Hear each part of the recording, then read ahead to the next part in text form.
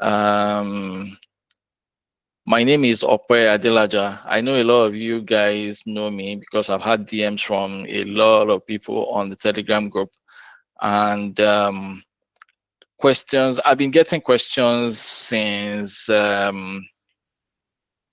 think since I landed in Canada, or even before I landed in Canada. I've been on this group for 2021 or 2020 or 2021. I'm not sure. And I was just an ordinary member like you guys, asking questions, seeking clarifications and stuff. And eventually, when my visa was approved in August, it was August 26th, 2022, that I got my PPR. MBCC was going to resume September 6 or September 5 that year. So I had just less than 2 weeks to travel. So when I announced on the group that I had gotten my PPR, a lot of people reached out to me and said, "Oh, congratulations, this and that." And somebody said something that was striking. He said that a lot of people that come to Canada, the moment they get to Canada, they just forget about the group. Some people will leave the group, some people will just go mute and stuff. I hope that you won't do the same. I hope that when you get to Canada, you will keep giving us updates. You will keep guiding us and stuff. And that single conversation was what kept me on the Telegram group. The person is also here in Canada now, but I took it upon myself. I felt it was a challenge to help other people to also come to Canada, and so I've been contributing as much as I can. It's not easy keeping up with the information on the group. Sometimes I wake up to DMs, like I have a lot of DMs, people sending me messages from the group, and then people tagging me on the group and all of that. And I just try to make sure that I'm able to contribute as much as I can, and help other people too. All right, so let me get into this. I said I'll share my story in a little bit, and then I'll talk about how to search for schools, applying for admission, then writing your letter of explanation, the contents, the arrangement, attaching documents, preparing your finances, then documents required. And then we're going to talk about agents. A few days ago, I posted somebody that sent me a DM about him getting banned. So this person reached out to me. I think this person reached out to me from OJC group. I said something about agents, about work permit and stuff, and this person reached out to me and said, there's this agent that's promised to help me get work permits, get a work permit. They got a job for me in Canada, and I paid over 2 million naira to this agent. He's doing everything and all of that. Can you confirm if this is real or if it's a scam? And we went into a different conversation, and I was like, yeah, it looks genuine. He didn't send me the work permit or the job that they got. He said he didn't have it, that the agent was handling everything, and all of that. He came back to me a few days ago and said that he got a ban for 5 years. So we're going to be talking about agents. We're going to be talking about registered immigration consultant versus do-it-yourself, DIY, the pros and cons of all of that.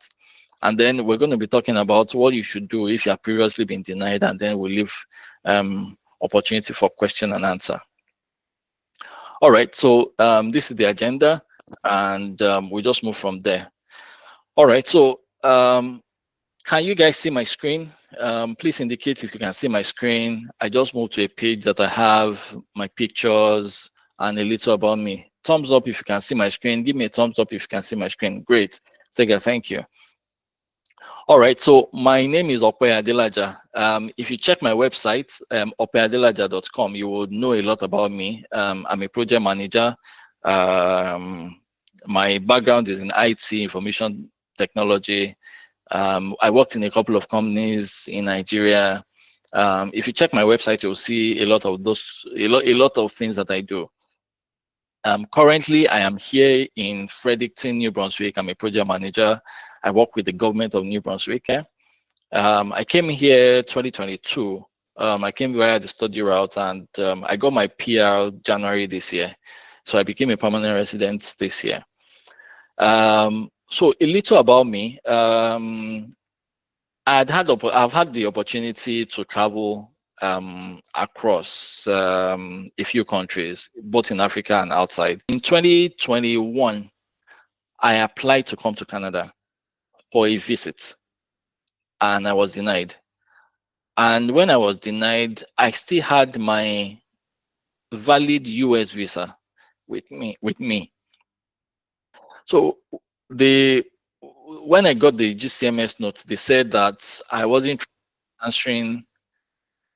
The GCMS note said I wasn't truthful in answering one question, and the question was, have you been denied visa before?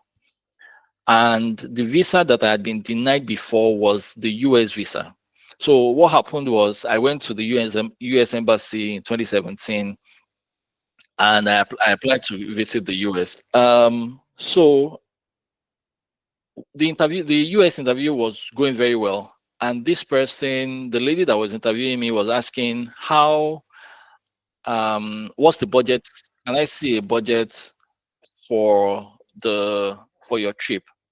And so I was giving the lady, okay, my tickets are going to cost how much, where I'm going to stay, this is how much the hotel is going to stay, this is how much I have for feeding. She said she wanted the fiscal budget. I said, no, I don't have a fiscal budget. The budget is the budget I have is in my system. Anyways, I was denied that visa. The lady said no, she can't, except she sees a what do we call it, a fiscal budget. So I applied again 3 weeks after. After that, 3 weeks after, the interview went well, and I was given the US visa. So I went to the US 2017, and then again in 2018.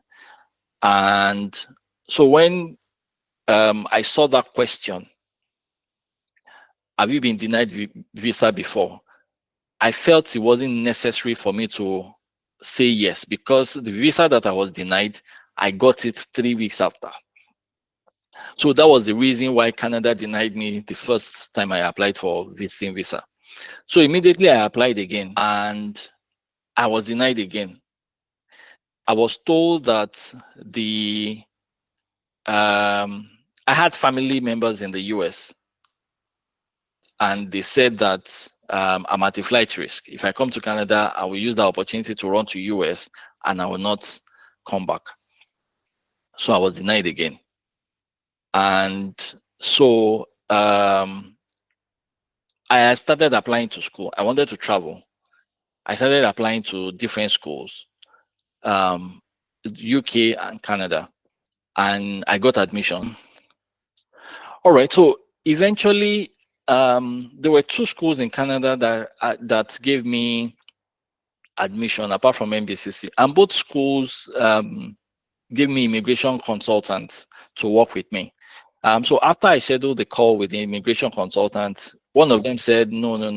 If you have been denied 2 times and your situations have not changed, then he doesn't think that they will give me a study visa, that you have been denied Canadian visa twice. And okay, so the second person said, I think you should go to the UK or go to Germany. From there, you can then apply to come to Canada. That for now, just leave Canada alone. And then somebody, a friend said that there were some guys online, some of these immigration consultants online, that I should book a session with them, that they might be able to help me and look at my case. Those guys were asking, for $200 US just for a 1 hour session. So I reluctantly booked a session with these guys, And 1 hour we went, I told them my story, told them about my trips, told them about my job, told them about the refusal that I had coming to Canada. And the lady was like, yeah, if you apply via the study route, you might be able to get in, but you need to do your application in a way that it's going to be very irresistible to join or to reject. And my $200 went like that.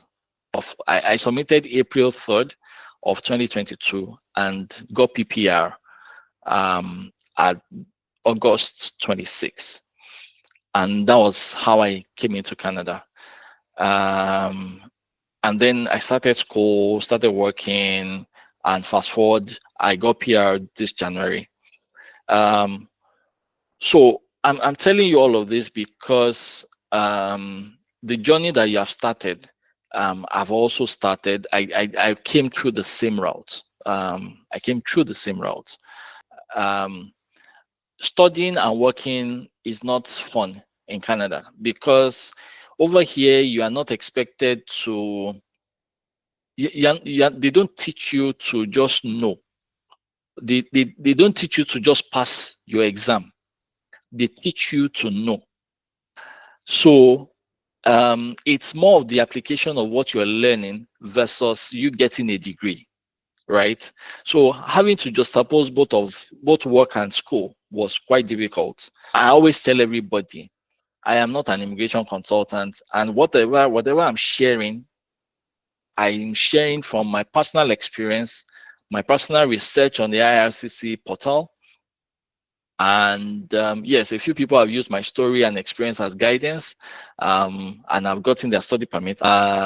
So I share my experience on the group. I share my experience with people that come to my DM and people that I work with, and use the knowledge that I have.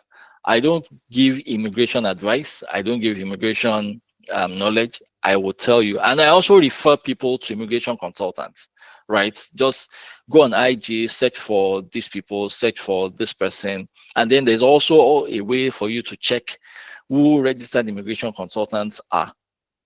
Of course, they cost money, but depending on the number of or depending on your situation, you will know whether to use an immigration consultant or do it yourself, or we'll get into that later on. All right, so so let's move beyond this.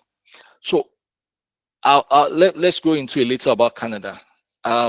Canada is the second largest country in the world after Russia.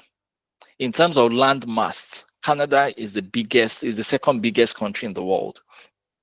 There are about 38, if I'm correct, points that connects Canada and the US. The capital city is Ottawa. You have major cities like Toronto, Vancouver, Montreal, Calgary. The population, we celebrated 40 million in 2022. No, 2024. You can imagine how big the country is, but just a population of 40 million. Languages is 2 languages, both French and English. So anybody that is getting into government, like you're holding a public office, you must be able to speak those 2 languages. You can work in government with only, of course, I work in government and I only can speak English. But if you are getting to a political office, you must be able to communicate in the 2 languages. So if you hear anything from the premier, you will see them speak in English. After they speak in English, they'll speak in French. Speak in French, speak in English. That's the way it works.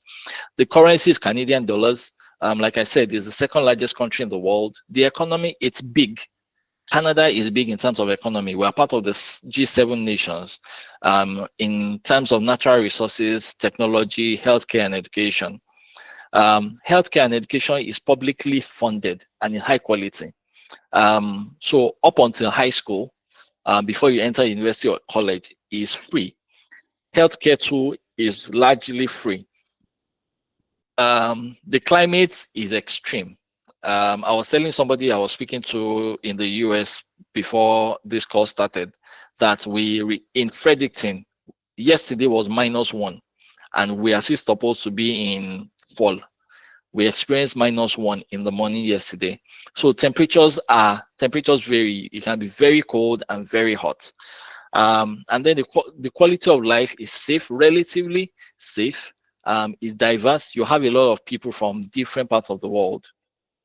Afghanistan, Pakistani, Philippines, Chinese, Indians, Africans. You find people here. Even Americans live here. So Canada is a very multicultural and diverse country. Immigrant friendly. So there's literally no place that you go that you not see immigrants. And so there are 13 provinces, there are 10 provinces and 3 territories, what we call states in Nigeria. So you have the major provinces and you can see the population of each place. I'm in New Brunswick and the population is 850. I think this statistics is as of 2022, so it might not be 100% accurate. And then you have territories. All right, so there are a couple of advantages that Canada has. Strong economy and job opportunities. One of the strongest economies in the world. And then there's a clear way to permanent residency and citizenship. If you come into Canada, there is always a clear way.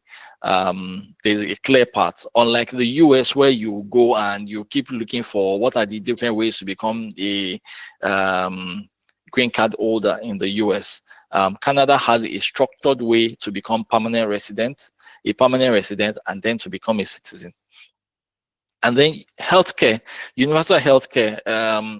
Healthcare is tricky. I'm going to get into the disadvantage of healthcare, but if you get to see a doctor, part of your bills are covered by government, some will be covered by yourself.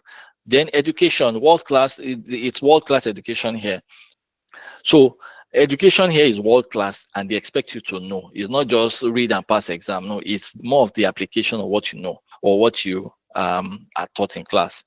Yeah, Canada is stable, is safe, and there's the rule of law. And then it's a multicultural society. The quality of life is good. And then the geography and the lifestyle is appealing. Very, very beautiful sight to behold. So those are the advantages of Canada. Disadvantage of Canada, I tell people Canada is not heaven, right? Canada is not heaven. There are homeless people on the streets of Canada. I live in Fredericton. I'm sure if you drive through Prospect Street and Regent Street, you will see homeless people that can't afford to buy a house or that can't afford to rent a house, right? So Canada is not heaven. The weather is harsh. It's either very cold or very hot. But of course, we are used to very hot weather in Nigeria. If you live in Nigeria, lived in Lagos, lived in Abuja, or lived in the north, you are used to the hotness but the coldness, nothing prepares you for the coldness of Canada. This is what I wore. This is a thick sweater. And this morning, it was 7 degrees. This morning, it was 7 degrees. Right now, it's just about 20. Yeah, it's about 20 degrees right now. So the weather can be very extreme.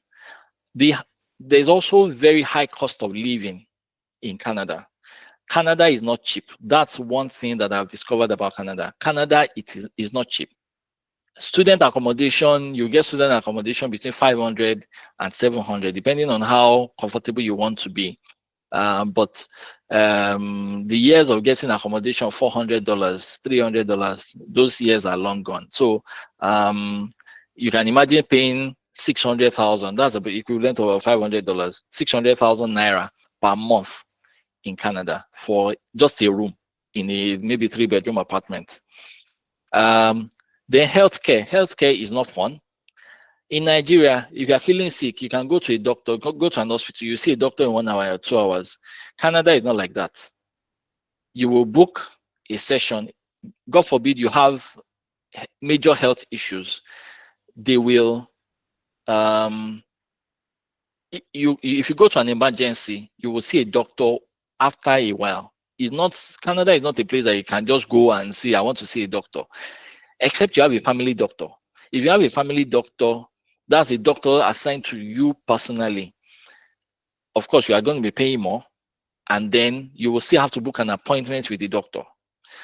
Most of the hospitals we have here are public hospitals that you have to wait and queue. If it's an emergency, yes, they will attend to you. Life and death situation, there's quality of life. But you can't say, I'm feeling sick and then I want to go and see my doctor. No. Or you call your doctor. No. Here, doctors are scarce, nurses are scarce. Healthcare practitioners generally are not as many. So healthcare, the wait time to see a doctor. I've met some people that, I met someone that said he needs to do a surgery and he's been waiting for 2 years. The appointment they gave him for that surgery is 2 years to be able to get that surgery done. So those are some of the realities of Canada. And then employment barriers. It is not everybody. So I was a project manager in Nigeria and I got a project management job right from when I was in school. It's not everybody that gets the job that you were doing back in Nigeria or back in your home country. So a lot of people usually don't get the same type of job you were doing back in your country here in Canada. You will get something to do, but if you don't mind, and that's the thing, Canada here, everybody, being abroad is a leveler. I've been to the US, I've been to the UK, and I can categorically say that being abroad is a leveler. Nobody cares what you are doing. As long as you are able to put put food in your stomach, pay your rent, pay your bills, pay your phone bills, nobody cares. So you will get something to do if you get to Canada. Transportation and distance. And then the distances are a lot. In New Brunswick and places that are not so developed like the bigger cities, transportation can be an issue. So statistically, I've noticed that once you're in New Brunswick, within a year, maximum after you are graduated from school, usually most people will get their cars because it's not easy to be looking at the time. The bus is going to come at this time. You are running to the bus stop. You can't be running like that forever in harsh weathers. But maybe major cities like Ontario, Toronto, transportation is better. But over here, most people come in, yeah, they they get their cars and they're able to come in. And then taxes and costs is a lot in Canada. Taxes is a lot. I was having a discussion with somebody on Friday, and I was telling the person that 38% of my salary, of my paycheck, is what is taken out on a monthly basis. Taxes is a lot, so you pay taxes to the government. And over here, if you see a phone, $100, know that by the time you are paying for that phone is $115. So if you're buying a phone of $2,000, the new Samsung or the new iPhone and all of that, taxes, you can pay as high as $400 as taxes on the phone. So so that's the thing about, that's some of the drawbacks of Canada. So let's talk about study permits. So the study permits generally from outside Canada, and this is Nigerian processing time, is 41 days. Usually it's more than that, but 41 days, averagely, that's what on the Canadian website. The application fee is $150. When people apply for study visas, when you want to start your Canadian journey, I tell people, us and the province that you choose in Canada will determine how soon you will get your PR, right? Will determine how soon you will get your permanent residency.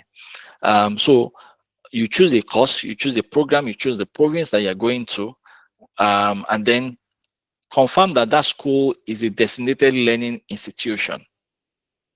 Confirm that that school is a DLI. Let me see if I can share. Can you guys see the new screen that I just brought up? Can I get a thumbs up or a chat? Okay, good. So I want to show how to search for my school. Just going to touch on that briefly.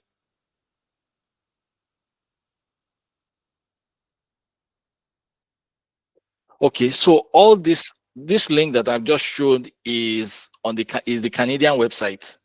And let me say this, guys, if you don't have a laptop and you say you want to come to Canada, you are joking, because a lot of this information are better when you browse or when you check them out on the system. I know the younger guys here, your generation is attached to the mobile phones, but apart from my own laptop, I have a 34-inch screen that I'm displaying on. The bigger the better, you get a lot of information. Okay, so this is on the Canadian website where you will get, and I think I can post this on the chat, where you can see, let me see if I can drop that in the chat box. Good. So I just posted that on the chat. So this is the Canadian website. For you to check a school that has a DLI, if you come to this site, you scroll down, you can see all the provinces and the territories in Canada. So if you come to New Brunswick, for example, it gives you some information. And then over here, you can see the DLIs for schools. Any school that has a DLI means that that school can bring in international students. But it's not every school that can bring in international students that gives you eligibility to work after school. So the reason why a lot of people come to Canada is if you finish school for 1 year, if you do a 2-semester course, which is regarded as a 1-year program, you get work permit for 1 year. You are given a postgraduate work permit. That's what we call a PGWP for 1 year. So you can see some schools are no, while some schools are yes. The schools that are no, if you attend any of this school, you will not get a postgraduate work permit. But the schools that are yes, if you attend these schools, you will get postgraduate work permit. So if you do a 2-semester course, which is regarded as 1 year, you will get a 1-year study permit, a postgraduate work permit. If you do a 2-year course or a 16-month course or a 1.5-year course, in UNB, University of New Brunswick in Fredericton, if you do computer science, master's in computer science, it's 3 semesters. That 3 semesters gives you a 3-year work permit. But of course, that has cost implications. So over here, you can scroll, you can allow it to show all. And so you will see all the schools that are both postgraduate work permit eligible and the ones that are not postgraduate work permit eligible. So this is New Brunswick. You can pick any. So if I go to Alberta, you can see 171 different schools. So if I say choose all, I can scroll, I can check here and say, okay, I want all the schools that are eligible for postgraduate work permit, because I don't see why you come to Canada and you are not eligible for work permit, except you don't want to get permanent residency. And I know that most people come here because they want to get permanent residency. So this is where the hard work actually is. You have to check each school one by one. So what I usually do when I was searching for school in my time, and that was when I said I had a notebook that I was writing stuff, I'll copy a school like this and go and open the website of the school. And University of Seattle, and then I will check all the courses available. I will check the courses that are related to me. I will check, you can see our programs, you can see technology, like BSc, all of that. I see a lot of people on the different groups that will say, please, what are the cheapest schools in Canada? Can you suggest a school for me? Can you do, the proper way is for you to go to the Canadian website, go and check schools that are eligible for PGWP, and then do your own research. It's a lot of work. I will not lie to you guys. It is a lot of work. And what I usually tell people is, if you cannot do the work, you must be able to pay somebody that can do the work. So it's either you have money to pay somebody or you have the time to do the work. So MBCC is not the only school. There are about 1,300, almost 1,400 universities in Canada. More than half of them are DLIs and have courses that do PGWP. So you need to do your own research. And then, so once you choose a program, you apply to the school. You are supposed to get a provincial attestation letter or a territorial attestation letter. I mentioned that there are 10 provinces in Canada and 3 territories. So it's either a PAL or a TAL.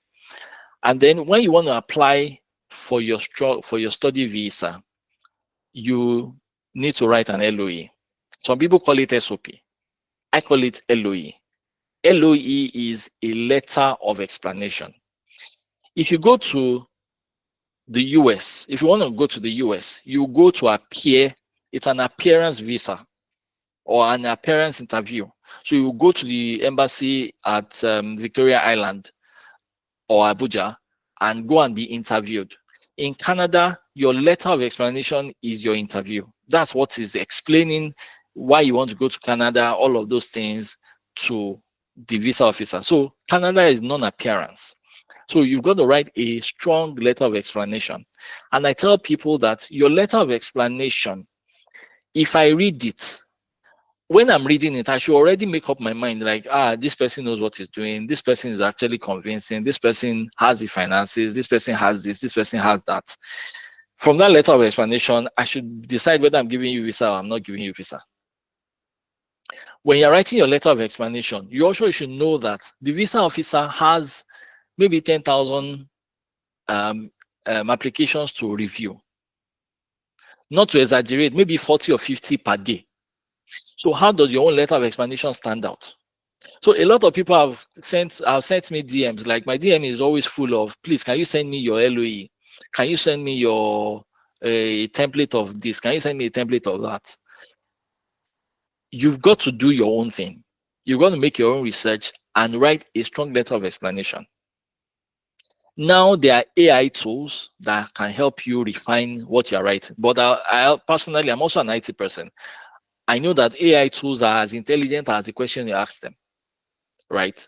So, but your letter of explanation has to be something that somebody who reads, if my quota as a visa officer is to read 50, is to go through 50 applications, your letter of explanation must be, must stand out enough for me to be able to take my time and read. A lot of people have sent me letter of explanation. Can you help me review? Can you? And from the first chapter, from the first paragraph, I'm already bored.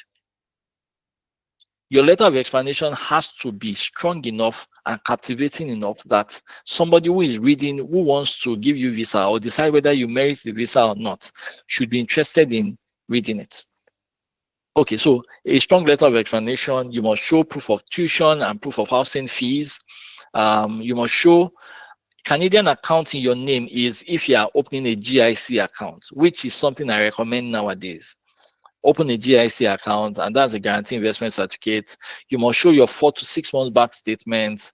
You must, if you are getting an educational loan, Empower and all those loans, you must show the proof of the education loan. Aside that, you must also show a repayment plan, right? If you're getting money from somebody, you must show who the person is. You must get a letter from that person stating that the money is available for you and all of that. We'll get into details of this in a bit. I want to try and rush through because I want us to go through questions. Okay, so I mentioned earlier on that the province that you choose to study matters, right? The province matters a lot, and that's where you need to do your research. If you need to spend time to do your research or pay somebody else to do the research for you. So I just did an explanation. I just did Ontario as an example. Ontario study pathways to PR. Except your job, you are not looking at coming to Canada and becoming a permanent resident. You can choose to school anywhere or choose a course or choose anywhere that you want to study. But if you're coming to study and you know that PR is your end goal, then you must choose provinces that are friendly for students and will get you PR.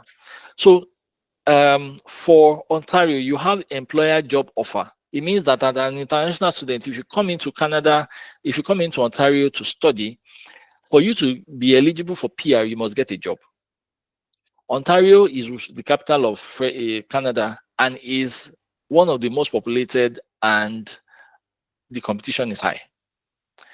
There is a stream for graduate master's students, people who have done their BSc who came to do masters. There's a particular stream for that. It's very limited too. There's a stream for PhD students, very limited.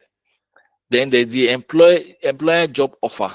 You must have a job offer for you to get in, and it's not job offer, just a blanket job offer in particular skill streams. And then there's the Rural Community Immigration Pilot Scheme that is available for people in Ontario. It's not just in Ontario, there are about 14 communities, and they are rural communities. So when I say rural communities, places that are not so developed, right, that are trying to attract people to come over to their places. So there are 14 communities that are participating in this in Ontario, in British Columbia, in Alberta, and all of that. I don't have the time to get into that detail. So I was explaining the letter of explanation because this is what represents you to the visa officer. It has to be clear, it has to be concise, it has to be convincing. When I'm reading your letter of explanation as a visa officer, and that's how I write my letter of explanation, if I'm reading it, I must know that, okay, so this person actually knows what he or she is doing. Not something that from the very first paragraph, I'm like, I've read this before, I've read this before. This person just copy template from somebody else or copy template from ChatGPT or something. And so your letter of explanation has to show who you are, what you do, what course are you going to study, what's the DLI number of the course. Then I must present myself as somebody who is doing something tangible in Nigeria. It can be your work, it can be your activity in your church or in your mosque, it can be an activity in your community. Present yourself as somebody who is important, that Canada will be happy to have you. So it might be something that you suggested at work that transformed your office. It might be you graduated top of your class or number 10 out of 1,000 people. Just present yourself as somebody that stands out. So some achievement that you have had, it might be from a work, from school, from church, from mosque, anywhere. And then you must show why the school. Why are you going to Fashion Wear College? Why are you going to MBCC? What stands out in MBCC that you made it the school of your choice? Why that course? Why, and then why Canada? Why are you choosing to come to Canada? Why not US? Why not go to UK? Why not study in your own country, right? All of these things are things that you must explain to the visa officer. And then what's the benefit of the course? This is also very important for people whose background doesn't tally with the course they are coming to do. So I did computer science in school. I'm coming to study PSW. I'm coming to study social worker. You must be able to mirror or explain the transition. If your course, if you did, okay, I did economics in school, but I was working as a project manager. So coming to study business analysis, I did IT business analysis here in Fredericton campus. I had to explain what business analysis was and how it tallies with the job that I do as a project manager. So you must be able to do that crossover skill. Okay, so people are still joining. Interesting. So you must be able to explain the course that you're coming to study. How is it beneficial to you, to your future, and to your country? Then you must be able to explain your funding. Where is your money coming from? I'll still talk about that in another slide. What are the amounts that you have? Where is the location of the funds? And then your home ties. If you're applying for a study visa, it is called a temporary resident visa. If you're applying for a temporary resident visa, you must also show that you will go back home because it's a temporary resident visa that you're applying for. A temporary resident visa is, I'm coming to your country temporarily and I will go back to my country when I'm done. Of course, we know that you want to become PRs, but when you're applying for a TRV, a temporary resident visa, you must also show that, okay, I have parents back in Nigeria that I'm going back to.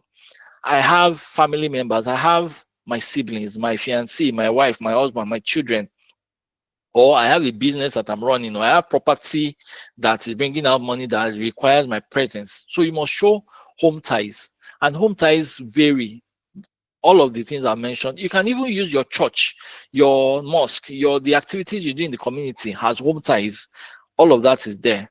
And then, so your All of this will then determine the supporting document. Some of the questions I will deal with later on talks about what document should I apply. I tell people that the document that you add to your application is based on the story that you write in your letter of explanation, right? There's no generic, apart from your admission letter and the things about you, or the things that are general to everybody. Your letter of your document, your supporting document is particular to you. So if I say I'm a fresh graduate, I must be able to show that, okay, this is my transcript from my school.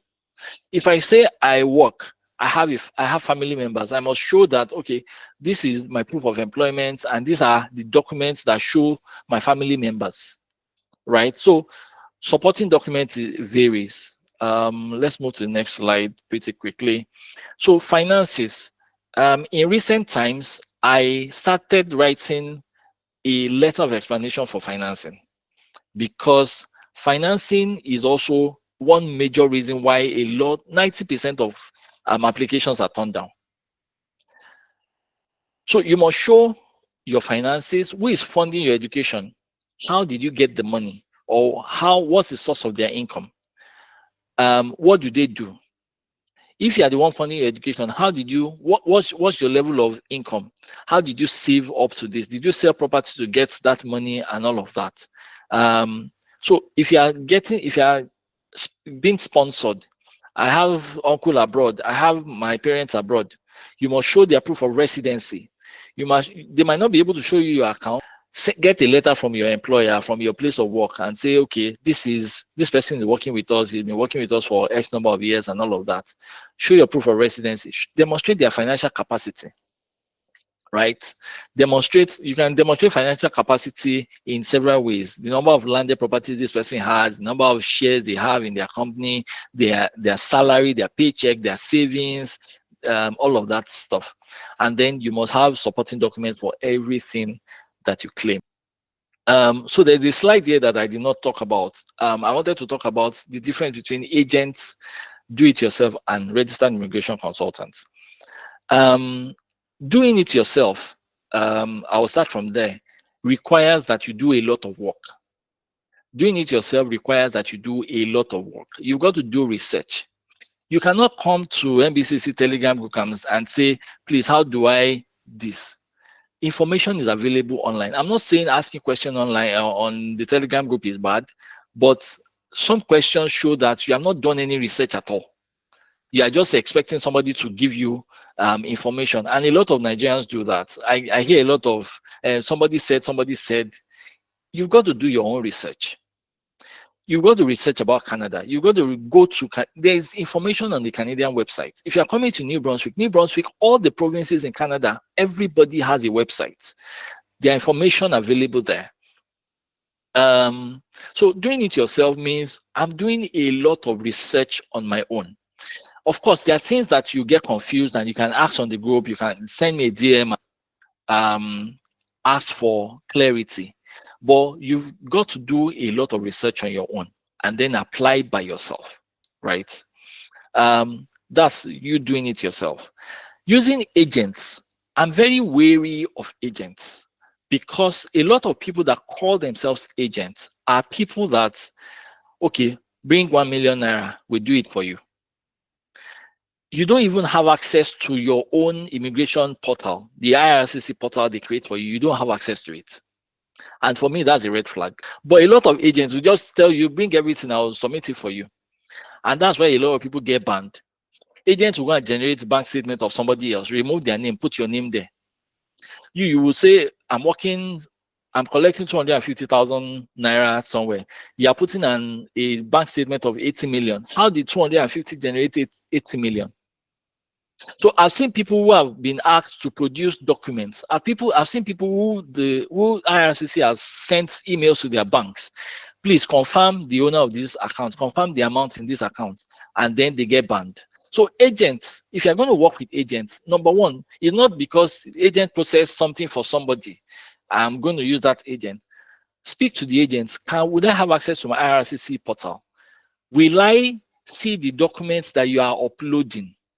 If it is a no, please don't let them ruin your life. The person I posted on Friday, they just ruined that person's life.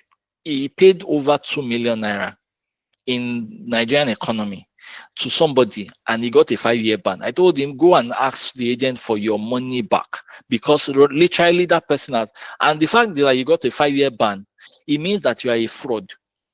And it stays in the system for 10 years, even after that 5 years. So when you are reapplying again after that 5 years, they're going to be looking at you like, okay, this person was a fraudulent person before. We need to extra scrutinize this person to confirm that this person is actually genuine. And then registered immigration consultants, they are the best of it all. They also get banned. I mean, they also get refused. So it's not, I use an RCIC, I don't get refused. If you use an RCIC, they also get refused. But because they are registered, they are regulated by the government, by the immigration laws in Canada. They know how to go about it and make sure that eventually you will get it. I work with a lot of RCIC people, and they tell me, I'm working with this person, this is the third refusal we are getting on this person. My own story, the immigration consultant that I used brought an immigration lawyer that said I was going to pay him $3,000 just to go through my process and all of that, because I've been refused 2 times before I came to Canada, before I got my study visa. So they have resources, they have immigration lawyers as friends, they have legal resources as companionships that you can use to apply for your visa, but they also get banned. But the success rate is higher than whether you do it yourself or you do use an agent. So it's totally up to you. Of course, they're more expensive. Like I said, I paid $2,000. I know immigration consultant that requests for $4,000 in US dollars. It doesn't say that you will get the visa. They will tell you, part of the document that you will even sign is they will tell you, please note that we do not guarantee visas. It's agents that have not even gotten to Canada before that will tell you, don't worry, you will get visa. Don't worry, you get visa. Things have changed.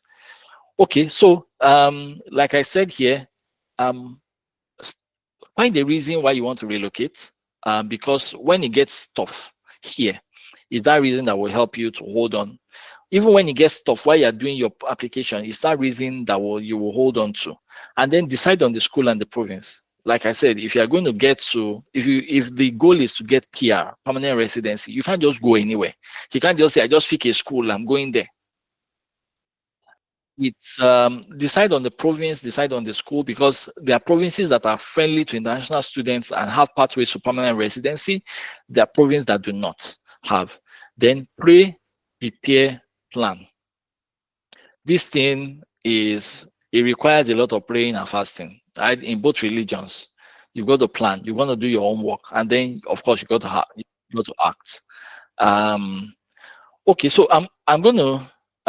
So this is the end of my presentation. I'm going to go through a few questions and answers that some people have asked, and I'm going to use time to some time to answer some of these questions. Can you guys see my screen? I need thumbs up if you see my screen, or a chat. Okay, good. Okay, so the first question says, as a building engineering technology student, considering my future pathway, do I have to take jobs only in that field, or can I explore other jobs in the field to build my job experience too? So it depends on what you want. You will get the session. I see somebody asking, you will get the recorded version afterwards. So it depends on what you want to, the pathway you want to use for your permanent residency. That New Broadway has said that if you have a job in this sector, yes, we will nominate you for permanent residency. There are sectors that they have said no more. Just last week, or was it 2 weeks ago, they stopped social workers from being nominated. So you've got to look at the pathway for your permanent residency, and that's where the province that you choose is important. You've got to look at what province, what are the needs in this province, and all of that. So I talked about information about submitting study visa. And then this person said document needed for visa application. Like I said, there are particular documents that you need. Your PAL, your PAL, provincial attestation letter is important, your admission letter is important, and then all the other documents will be based on your story. All right. Will I be given visa if my first degree is not related to what I'm coming to do? Yes, you'll be given visa provided you're able to explain how the new course either complements what you have done before or will add value to your future, to your community. Your letter of explanation must explain the reason why you are changing course, what's the benefit of the new course to your future, to your society, and all of that. Do you assist people to apply for study visa? So I am not an immigration consultant, like I said. I work with people because I've done it. I literally did mine myself. I just had an immigration consultant handhold me. So I know, okay, how to attach documents, how to, I can read people's letter of explanation and say, no, this letter of explanation is not strong enough. It's not going to convince anybody. So I do that kind of thing. I am not a registered immigration consultant, so I can't do anything illegal in Canada. But I work with people. I can read your, we can talk, we can share. I can share my story with you. I can tell you, okay, this document, I arranged it this way. I always believe that your letter of explanation must be rock solid, must be presentable. So all of those things I can do. You can come into my DM and we can discuss all of that. To use POF company, what are their charges and rates? Guys, POF has casted. Let me use the Nigerian word. POF don't cast. POF don't cast. People that used POF last year, I know a lot of them did not get, because you are saying 40 million, 50 million. You that you are earning 300,000, 400,000 naira salary, how did you raise 40 million, 50 million in 6 months? There's a friend of mine that is here, is in St. Andrews. He's in one of the cities here. He works with the government. His family was banned for 5 years because of POF. He is here. He can't bring his family in. He had to get an immigration lawyer that he paid about $4,000 to, for them to cancel the ban and say they rejected the application. So POF people will mess you up. POF people will mess you up. My aunt lives in the US. My mom also lives in the US. Yeah, so F1 visa has been denied twice. So you need to show the residency of your parents or your mom and your aunt. They need to show their financial capability and capacity. And then yes, they can sponsor you. I'm 21 years of age, fresh out of university. My uncle wants to sponsor me for masters in Canada. Can he be the one to submit his bank statements? Okay. Also, do I need to pay for my first year tuition because I don't have the ability to do so at the moment? I'm planning to use Empower loan. So if you get an Empower loan, yes, you can use that to pay for your school fees. Your uncle, he has to show capacity. Your uncle has to show financial capacity. So that's the bank statement that is hiding from you. I don't know. He still has to upload it for you. And if he uploads this for you, as long as you have access to your IRCC portal, you can still see what was uploaded. He has 80 million in fixed deposits. He's got to show capacity, right? We can discuss this later, but Empower is good. If I know NBCC is not part of Empower schools that they sponsor, but if you get an Empower loan, you can use it to pay your tuition. I always recommend that you put a skin in the game. Pay part of your tuition before you apply for loan. Before you apply for visa, pay part of your tuition. If you can't pay your full tuition, pay at least your first semester tuition. It's not just the 1.5 application admission deposit. No, pay at least one semester. And it also helps you when you get here in Canada. You're not working to pay your first semester school fees. And I think even NBCC has now they require that you pay your tuition before you come to school. In my time, the first Friday of school is when your school fees is due. But now they ask you to pay 2 months in advance and all of that. So pay your first semester tuition. I have some money and also planned for my elder brother to sponsor me using his company. He is the owner. What necessary documents do I need to prepare for using this route?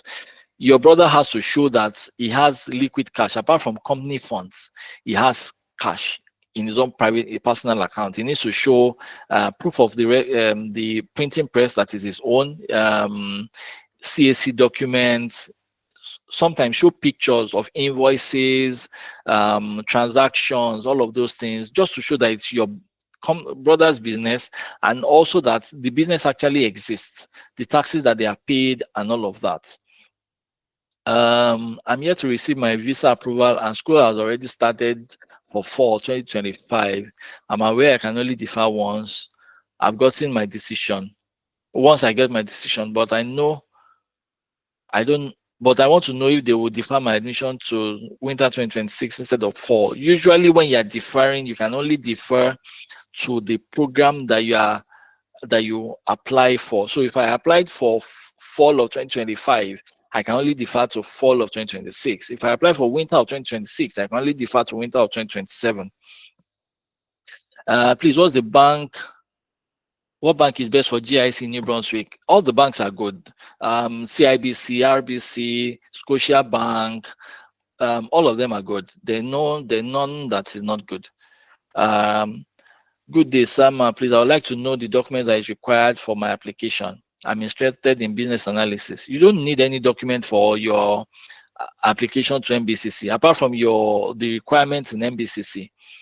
And that's your WAEC, and then your NECO, WAEC or NECO scratch card.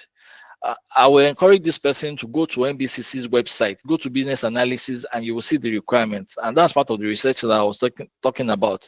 Go to the school's website, go to the course website, and pick a course. How can one transmit from student to PR holder within 1 year? 1 year, I'm not sure. 2 years, more like it. Because the quickest way for you to get your PR is to be nominated as from the province that you are in. So if you're in New Brunswick, get nomination from New Brunswick. You would it quickens your PR application, your express entry application. If you're nominated in New Brunswick and you have an express entry profile, you get 600 points more. So when there's a federal draw, you will get called. You will get an ITA, which is an invitation to apply for PR. How long does it take for them to give admission, and what next after admission? Usually you start getting admission decision by October, November. So for people who applied July 5, October, November, you start getting admission. You start getting your admission. After admission is for you to process your study visa. MBCC requested a clear copy of NECO certificates. Please, how long does it take for them to respond to my email? MBCC are one of the cheapest schools in Canada. So a lot of people apply to MBCC, right? So they will respond to your mail. You can send a reminder or call the school. But usually I know they will respond to mail. When will MBCC admissions start coming out? October, November, I've mentioned that. When do I apply for study permit and documents that are required? I've talked about the documents required is based on the letter of explanation. And you can apply immediately. I know people who got visa way 6 months, 1 year before they even attend. When are we paying the 1.5? Immediately you get your admission. Usually they will ask you to pay 1.5 confirmation deposits. I think 2 weeks after you have gotten your admission. So prepare your money. POF, I think I've talked about POF. I do not subscribe to POF. You need to have so for funds, when you're coming to Canada, from September 1, the POF that you require now is 22,875, and then your tuition, and then have more. Immigration consultant will tell you have at least 1.5% of the amount that you need. So if I need $30,000, for example, I must have at least $45,000. If I need $20,000, I must have at least $30,000. So have more than, it's not just I have my school fees, I have my tuition. What about miscellaneous? What about flight tickets? Then when you get back to Canada, what money would you spend? So if you are somebody that is being sponsored, like the 21-year-old student that said, I'm 21-year-old here, yes, you don't need to have anything because we believe that your parents will take care of you. But for other people, have more than you need to show as POF. Can I pay my tuition fee a month to resumption? I think NBCC requires that you pay tuition fee 2 months after or 2 months before you resume. My course is not PGWP enabled. When is the best time to switch? When you get to Canada. If you apply to a PGWP and not a school that is not eligible for PGWP, get into Canada and then apply to another school and then inform IRCC. I came to Canada, I'm switching course. You can change your study permit and change all of that. But if you are changing before you get to Canada, you need to do a new application. So I think my time is up. If there are questions, please ask. If we are logged out of this session, I will go back to Telegram group and I will answer questions on Telegram. So if we're locked out of this session, please go to the Telegram group and ask questions. But I'm open to answering questions right now. So if you have any questions, please drop it on the chat. I will answer it as much as I can. Thank you everybody that joined. I hope I've been able to explain a lot, and I hope I've been able to answer as many questions as possible. So if you have other questions, I'm going to be on the Telegram group for about the next 30 minutes. So I will be able to answer questions. If you have other things or particular questions, my DM is always open. I hope it's not too late to start my application for business analysis for fall. I don't know if the admission is still open. I doubt it. I doubt that the admission for business analysis is still open, but check the NBCC website and see if you're able to apply. Fall of 2026, I think the admission is closed for Nigerians, except you're not in Nigeria. Usually Nigerians and Ghanaians are the people that flood the application, NBC's application the most. So they usually lock it for us pretty early, but you can check. If there are other questions, you said recently Canada has stopped nominating social workers. With a social worker get nomination in New Brunswick. Yes, New Brunswick stopped for this year. They stopped. So by the time they're opening it up again next year, social workers might be people that are nominated, but you can never tell. Immigration is changing regularly. My admission is for fall 2026. Can I apply for visa in May of 2026? Yes, you can apply in May of 2026. Usually apply as early as possible because application can take 4 months, can take 5 months, can take 6 months. Officially it's 41 days, but it takes longer than that. But while you're getting your money ready, please do everything to apply as early as possible. I haven't worked officially in the last year, and I intend to apply for my study permit next year as a 29-year-old. How do I need to show an employment letter or employment work reference? Not necessarily. If you have not worked officially, you should show what you have been doing, right? It's important to also show that you are somebody that is valuable. When the GCMS came out, they said that the person was not established in their own country. So what they were saying is, you are not doing well in your own country. You want to use just opportunity to jump and come to another country. So it's important that even if you are not working officially, show something that you're doing. Are you volunteering somewhere? How are you adding value in where you are? So it's not everybody that is working for the government or working for a company that comes to Canada. There are people who are running their own business. There are people who are working under their brother, working with their uncle, working like volunteering in church, volunteering in work, in mosque, Red Cross, all of those things. If you have not started, if you don't have any of that, go and start doing some level of volunteering now, so that when you are putting in your application, you can say, these are the contributions I've been making in my own country, and then I'm not just using the opportunity to run away. Sorry, I'm trying to keep up with the question. Okay, sir, I'm applying to UMB and I'm using Empower loan. How come I need to pay my first year tuition? Tega, I thought we have discussed this. you need to pay your tuition with your Empower loan. You don't need to pay your tuition before you get your Empower loan, right? The loan that you're getting is for your education. It's because you don't have money. That's why you're applying for a loan.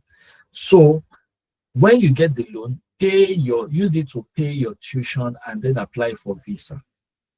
I hope that answers your question, Tega. I plan to pay initial deposit fee, which is about 4-5 card. That is close to 6 million. Is that okay for tuition deposits when I will use my uncle's POF to show strength? 4-5, yeah, it's you putting a skin in the game. It's okay, but my recommendation is you need to show that you actually have money. So if you can pay more than 4-5, you can pay your full 1 semester fee. So my encouragement is pay your tuition. MBCC is about 11,068 the last time I checked. Pay the whole money if you have it.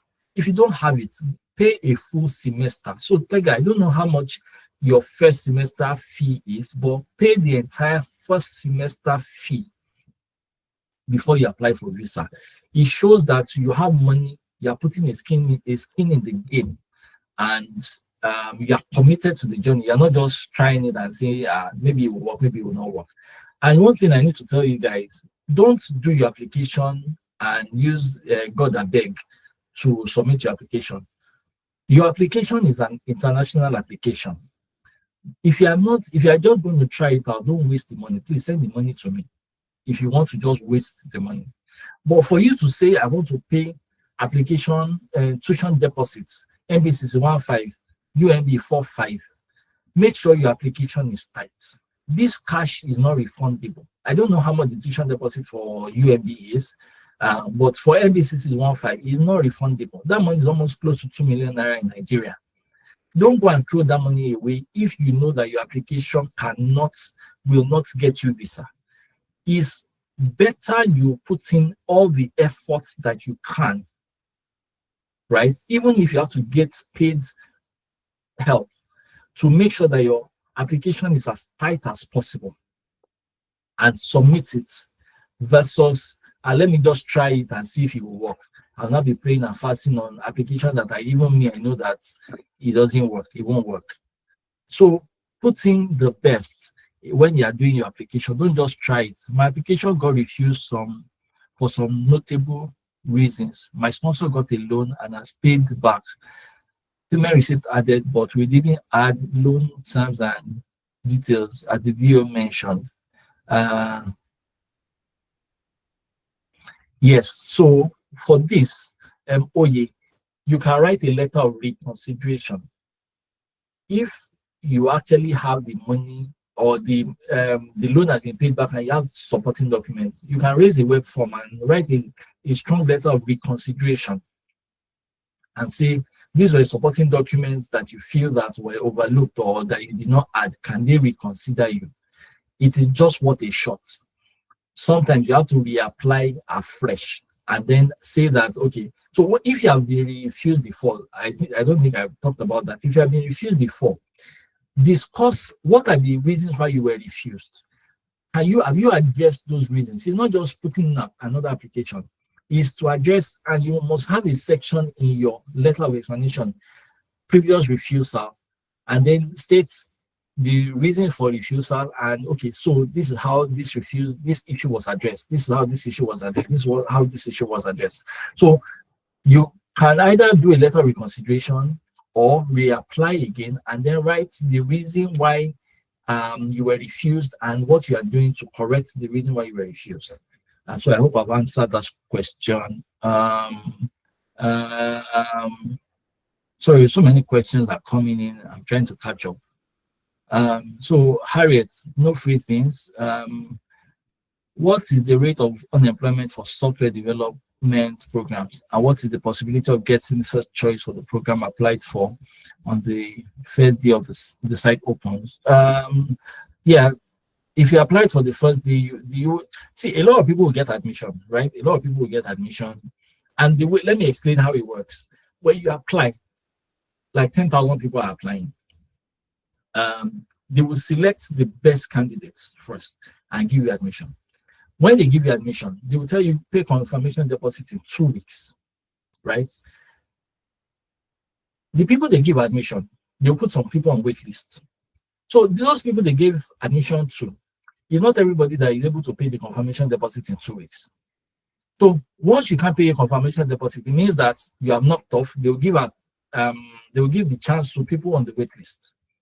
So like that, after you have paid confirmation deposits, they will tell some people, there are still other people on the wait list. They will now tell you pay first semester school fees within 2 months, in 2 months or so. They will give you another 2 weeks to do that. If you cannot pay, they know that you obviously do not have money. They knock you off, and then people on wait list, they add them to, they give those ones admission, and then like that till they've exhausted. And if you are on the wait list, they can move you to next year and tell you this program is saturated, move to next year. So the school had the dynamic way of doing these things. The fact that you applied the day they open the portal doesn't say you get admission immediately.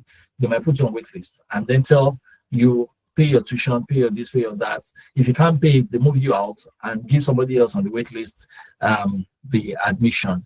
You listed high cost of living in Canada as a disadvantage. Can you compare the high cost of living in Canada versus UK, which is higher? That's a tricky question. Both UK and Canada are expensive, right? Both UK and Canada are expensive. The level of expensiveness depends on the level of job that you have, or the type of jobs that you have, the income you are earning, and your lifestyle, right? Your lifestyle. But most people, either in the UK or in Canada, as long as you get a job that you are doing, you will be able to pay your bills. You'll be able to pay your bills. Then the lifestyle you now want will now determine your level of income or your level of expenses and what you have left over. I have people, we just finished summer. I have people that went to Ontario. I have people that went to France. I have people that went to Nigeria. December is coming. People will come to Nigeria and come and do dates in December. All of those things are available. If you are earning minimum wage, you can't keep up with the lifestyle. So different people, so it's expensive either ways. Abroad is expensive. That's it. That's the reality. I've moved around. I go to the US quite often. Abroad is expensive. There's no free lunch anywhere. So, but as long as you have a job that pays your bills, you will be able to live the lifestyle that you choose and that you can afford. Please, how are personal support workers nominated in New Brunswick? Yes, PSW are nominated in New Brunswick. Please, sir, I noticed there are 2 campuses for data analysis, which are Fredericton and Moncton. Which is better? Better is relative. Better is relative. I live in Fredericton, New Brunswick. I have also visited Moncton a couple of times. So Fredericton and Moncton are like Abuja and Lagos. Fredericton is like Abuja because it's the provincial capital, whereas Moncton is a bigger city, is the economic hub for New Brunswick. Moncton is bigger, has more people, and do a few research on YouTube and make a decision. Can your proof of funds be in mutual funds investment? No. So this is one mistake I tried before. Your cash has to be liquid and available. So I've seen people who have submitted, what do we call it? Fixed deposits. Some of these financial services in Nigeria. No, you can add it as part of your financial wealth and financial capacity. But the funds that you're using for school has to be liquid and in your account. And the truth is, if you have cash, please open a GIC account in Canada. Move that money to Canada. It increases your chances of getting a visa significantly. Good evening. Is it possible for one to live and work in St. John and schooling in St. Andrews? Everything is possible if you have a car. Public transport will not take you back and forth. So if you have a car, you can be schooling there and working in St. John. I think it's about 1 hour or 1.5 hours from each other. So if you can do that, yes, it's possible. How many months of funds do you think is ideal for a fresh student in Canada to have for feeding and housing before looking for a job? Very good question. Very, very good question. So I tell people, when you're coming to Canada, have 3 months rent. In Canada, you don't pay 1 year rent. You pay 1 month's rent and 1 security deposit, which is equivalent to 2 months rent. So for your first month in Canada, have 1 month's rent and the security deposit that you will deposit when you are paying. So invariably, what it means is you are paying 2 months rent in 1 month in the first month you are staying in Canada. And that second rent, that security deposit is given back to you when you are exiting the house. It's just to confirm that you don't spoil anything, you don't damage anything, and all of that. So have another month rent when you're coming to Canada, because it's not everybody that gets a job immediately they land in Canada. Some people spend 2 months, 3 months before they get a job. So at the very minimum, have 1 month rent and your security deposit and have another month. And then if you're in that situation where you know that, I need a job to be able to pay for my 3rd month rent, the moment you get into Canada, hit the streets, you make looking for job the job. Go to all the malls, go to talk to people in church, talk to people in your community. I'm looking for a job, I'm looking for a job. I shared my story when we started this webinar. I paid, before I left Nigeria, I booked the hotel for 1 week. It was about $870 or thereabouts. I booked for 1 week. I was paying $116 a day for the hotel. On day 4, I've not gotten accommodation, and I know that even with the money that I have, I can't be spending naira and converting it to dollars just to pay hotel fees. I got to Walmart. That's where everybody shops. It's like ShopRite in Nigeria or Ebano, like where I find a lot of people. I started stopping everybody that looks black and look Nigerian. Please, my name is Opre. I just came to Canada. I'm living in Fredericton Inn. I'm looking for accommodation. That was how I got my first accommodation. So if you come to Canada with 2 months rent, and you know that your 3rd month you need money to pay for it, you hit the street and become desperate and look for a job. But at least have 1 month's rent, 1 month extra, and then same for all your feeding and utilities. Make sure that is covered at least for 2 months, so that you are not under pressure when you come. What other question is here? What is the minimum amount you should put? Your GIC figure, you should put your entire living expenses for 1 year. And according to RCIP, from September 1st this year, it became 22,875. That's the amount you can put in a GIC account. Nothing less. You can put more, but nothing less than that. If I do 1 year, I want to do another 1 year to make it 2 years to get complete 3 years productive work permit. Do I need to show IRCC another 4 to 6? No. The moment you're in Canada, you're just doing an extension. And then by that time, you should have had the job. You just see, once you're in Canada, they won't reject. I've not seen anybody that they rejected their study permit extension. A lot of people do extension. I did 1 year, I finished 1 year, I want to do another 1 year. We call it 1+1. But if you're applying from inside Canada, it's easier for you to extend your study permit. So you don't need to show another 6 months. But of course, you still need to show that you have a job, you have paid your previous year's school fees and all of that. Is your level of experience in your level of experience in immigration journey, after fixing reasons for refusal that you mentioned, do you think they would try to find another reason to? Yes, they treat new applications, they treat all applications afresh. So you must create a section in your letter of explanation that says previous refusal and how to address those issues, right? If it's just a particular issue, they might just focus on that. But don't just say, don't just write one paragraph and go and submit your LOE and say this was the reason. You need to treat the application afresh, but include a reason to address all the things that you were rejected for in the past. No, proof of English is not compulsory for business analysis.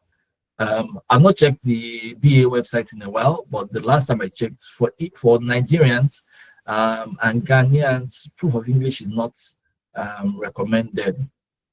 I don't know if things have changed. But you can check the business analysis webpage on the RCIP website.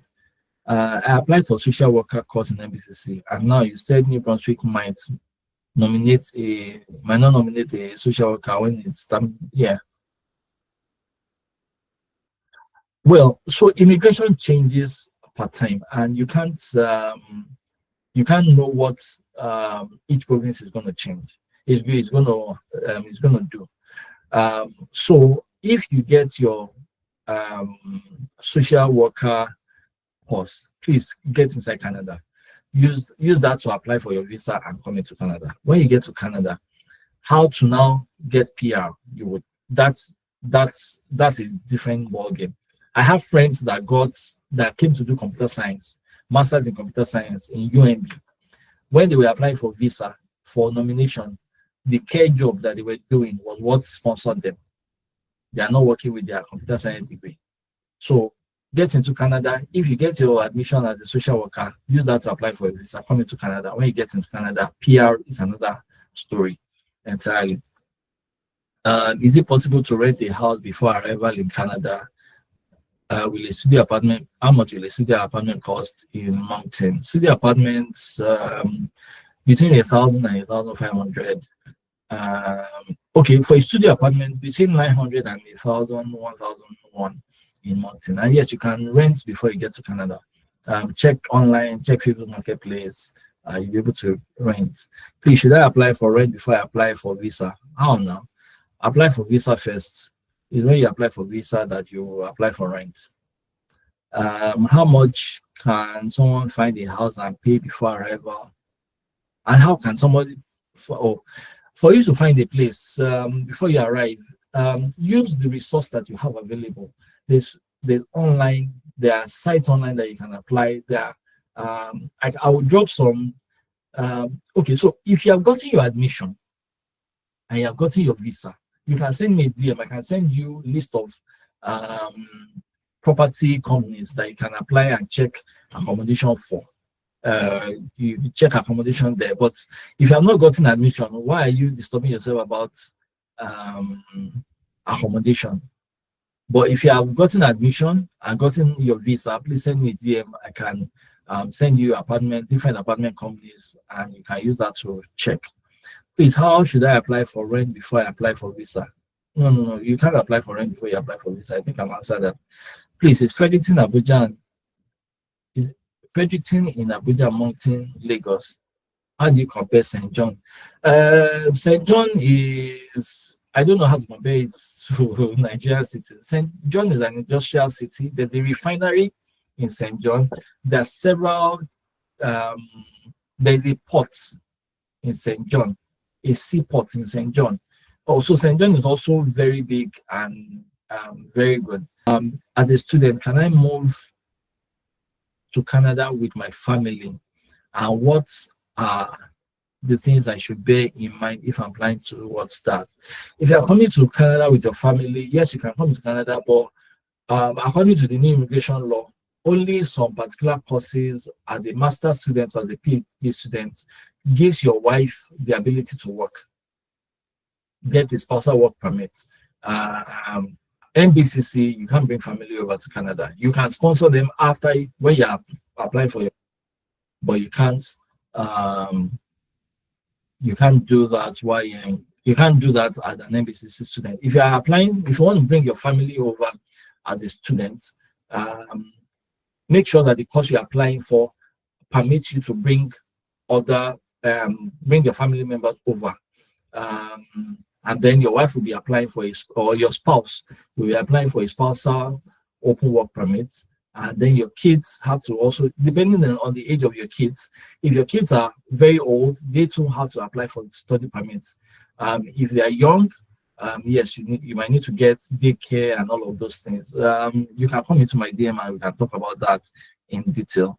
Do you think it would be easier for international students going to MBCC, same program and same campus, linking up before leaving the country to connect upfront for easier navigation in Canada and house sharing? Is this advisable? Yes. So there are a lot of people that come here, they link up on the group, and when some of them will buy their tickets together so that they can travel, get to know each other, and they look for accommodation together. I have a few friends in church that they came in. I think they just graduated this June. When they were coming in, two of them reached out to me and they said they needed accommodation. I had a friend that was leaving Canada for the US, going to join her husband in the US. I linked them up. They took over that person's flat. There are three of them living in the same flat right now. They've graduated. So you can link up before you come to Canada. It depends on your level of tolerance with people management, and all of those things. So that's that.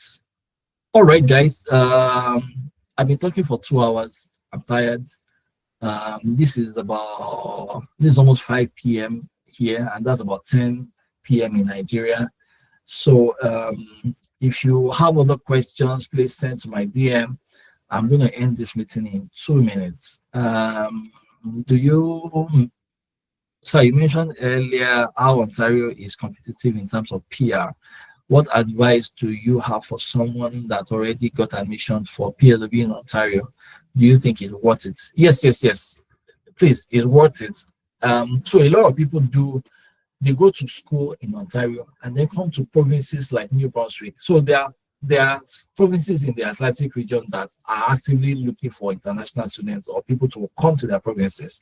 New Brunswick and Nova Scotia, Newfoundland and Labrador. What are the other two? There are 5 provinces in the Atlantic region that you can go to get your PR. So yes, Ontario is competitive. It doesn't say that you won't get a job over there and get sponsorship, right? But if you think that it's difficult, you can school there and then you start after once you get your postgraduate work permit, you go to another province and go and work there, and then you get nominated from there. So I know New Brunswick does that. I know a lot of people that went to Ontario and came to New Brunswick to get nomination. So all of that is possible. All right, guys. Thank you everyone that joined. It's been a pleasure to share some insights, answer some questions. Like I said, guys, I am not an immigration consultant. I don't offer immigration advices. What I share is information that is available on the IRCC website, which I encourage everybody to do your own research. Like I mentioned earlier on, every province in New Brunswick has a website. This information is available online. If you don't have money to be an immigration consultant, you must have time to do your own research. So, and the MBCC Telegram group is always available as a resource. There are several groups that you can join to ask questions and all of that. It's not everybody that is going to give you that time for free. So if you're asking people for things for free, you might not get as much audience as possible. But research is available for you to do. You can do your own research online. And if you think you need clarification and stuff, get on the group, tag me, come to my DM, ask questions. If I don't know the answer, I will refer you to an immigration consultant. People pay for immigration consultants, for time with immigration consultants. If you are coming to Canada, you're serious about coming to Canada, be willing to pay for things. Time is not free, time is not available for everybody. But as much as possible, we'll try and answer questions as much as we can. So thank you, everyone. Have a good evening. And I'll be on the Telegram group for another 30 minutes. If you have more questions, please ask there and I'll answer. Bye for now. Bye, everyone.